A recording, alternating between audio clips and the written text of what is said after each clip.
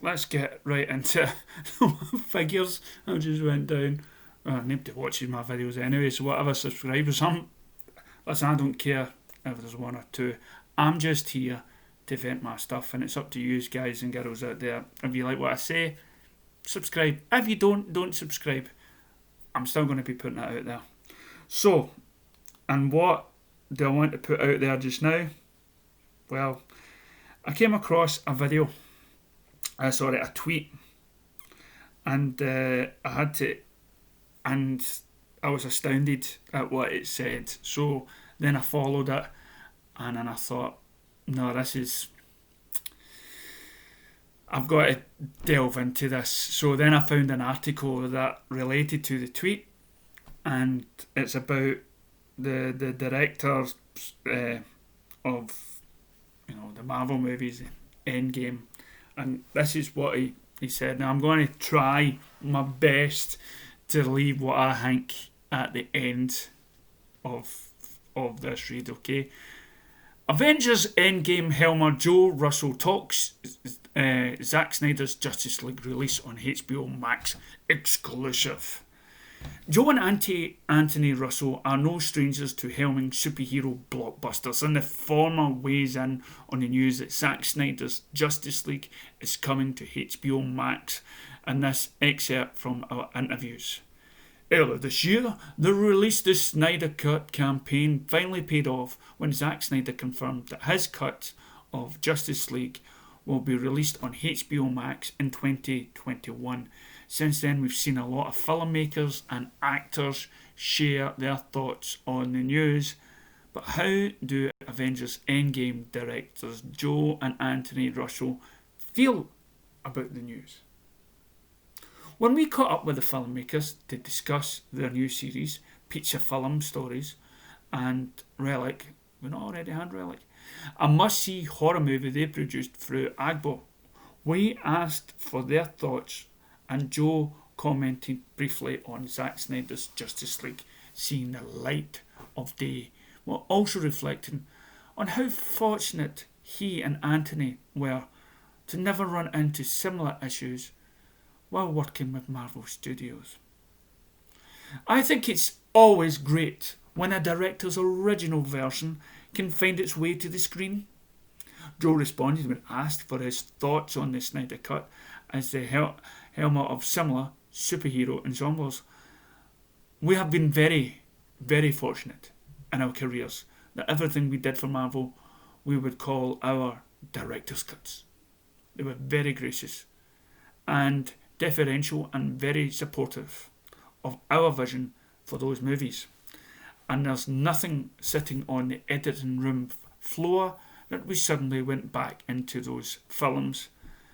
We worked very hard at what the current cut of those movies are, so we are very fortunate to have released our director's cut on all 4 of those films. It's definitely interesting to hear that there's nothing from the Marvel movies that Joe and Anthony were unable to include in their final cut. And that might tell us all we need to know about the differences between the creative process at Marvel Studios compared to Warner Brothers. We'll have a few interviews with the filmmaker tomorrow, but in the meantime...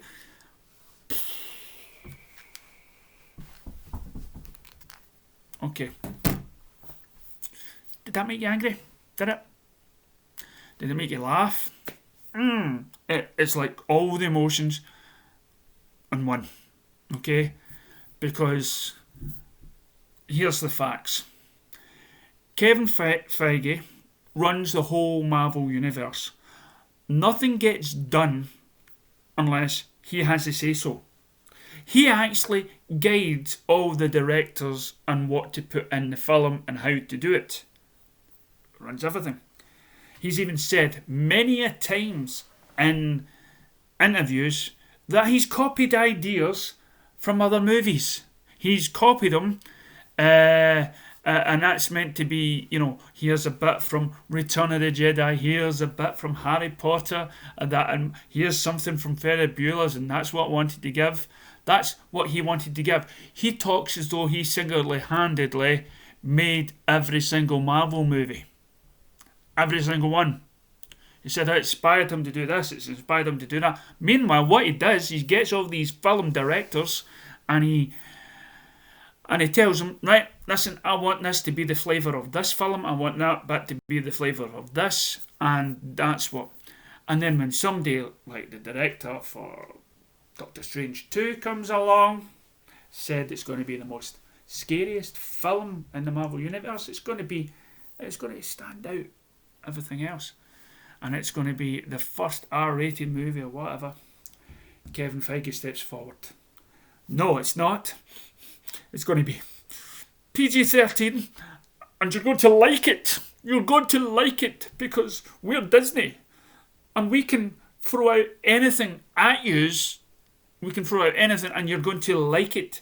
These Russo brothers, whatever you call them or whatever, okay, they got on the bandwagon as the franchise was taking off. Okay?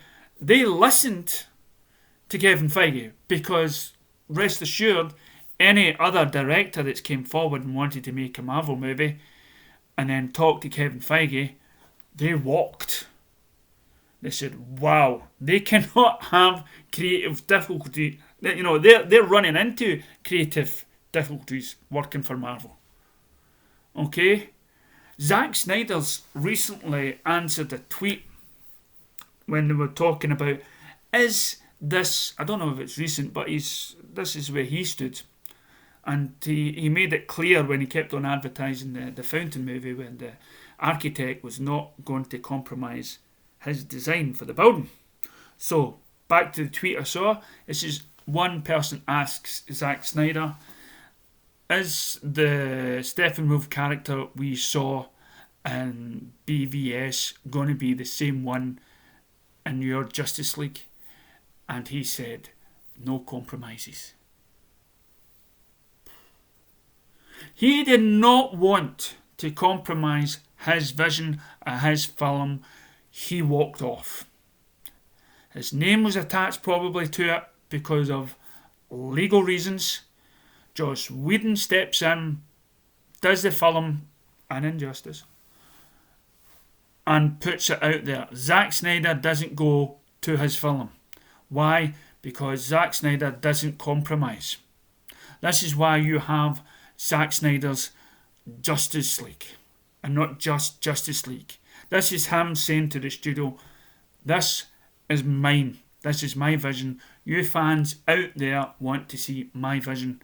If I was to go and see Endgame that has so many thousands of plot holes, I would not be going to see a Russo Brothers movie or whatever it is. I would be going to see a Kevin Feige movie. A movie that has been cartoonish made, same palette as the very first Iron Man movie, without originality, without fresh ideas. And there is evidence on the contrary that the end of Endgame was such or is it Civil, what was the one before Endgame? Infinity War, right? Where you have the three heroes walking, and the ending of those movies going along Kevin Feige's, basically what they did there was they took the film from BVS, matched it from scene to scene, because that's what Kevin Feige likes to do. He takes inspiration from other movies and puts it into these ones. He takes that and he puts it into those movies. They take the idea that Zack Snyder had, his big idea for his Justice League, he takes that idea and puts it into that. When BVS came out, was it the Russo brothers that made The Winter Soldier? No, not The Winter Soldier, sorry. That's too much of a clever film for them. Civil War. And they took the idea.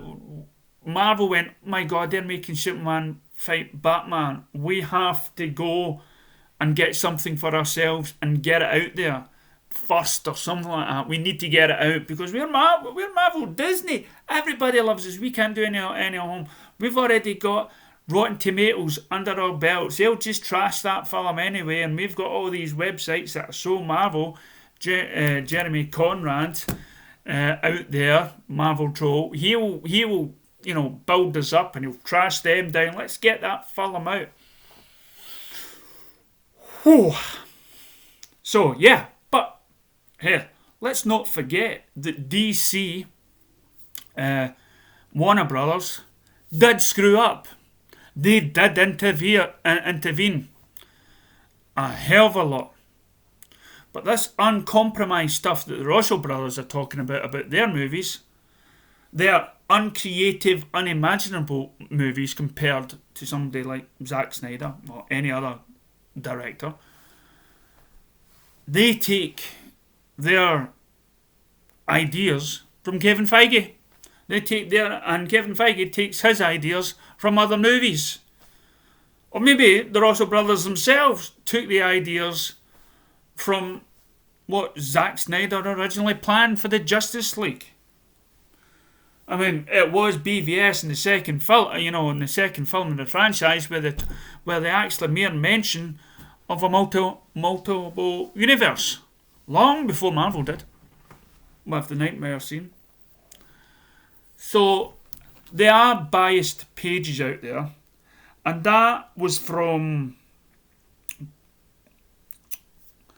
That article was from comicbookmovie.com. Now, does it say who by? Oh, it's exclusive. That's right. No, I'm not even bothered. It's under Digital Copyright Act and what bollocks that. Could be. I mean, the guy that wrote that clearly didn't understand how Marvel movies work. I like to honestly think there are websites out there are pages out there that are non-biased and are clued up. I always said journalists are dead. There's no thing as great journalism today, and because if they were, then the truth will always be out there. I've been watching the Stephen Avery thing on Netflix, and the reporters are asking the right questions. Websites, stuff like that, they don't ask any questions. They have their own opinions, they have their own agendas, and they probably get paid money by the number of clicks of the rubbish that they put out, and they've already probably been sponsored. So, this is him coming out and trying to make a name for himself. Because, let's face it, there's no call for a Russo brothers or any other Marvel director film out there. There's no call for that, is there? Even when you had a potential for a good Doctor Strange movie, there was no coming against Kevin Feige. There was no petition to say, we want Doctor Strange 15. There's no big petition out there for a Deadpool 15 or something like that. Sorry, Sony. Well, mind you, you're not Sony anymore, are you? No, it's... Who owns Sony, or is Sony still Sony? I get lost now in how many companies Disney's ruining. Maybe it's just Fox. Fox? I don't know. Who knows what's around the corner? Sorry, I'm just got a wee bit tempered there. My mind started to close down. So anyway, that's my thoughts and my ideas. And I'm thinking of a new title for my YouTube. I'm thinking, I'm an old guy now. So I'm thinking, well, there's Batman Beyond. What about DC Beyond? I don't know. Let us know what you think. Comments, like, subscribe if you want to. And I'll catch you next time.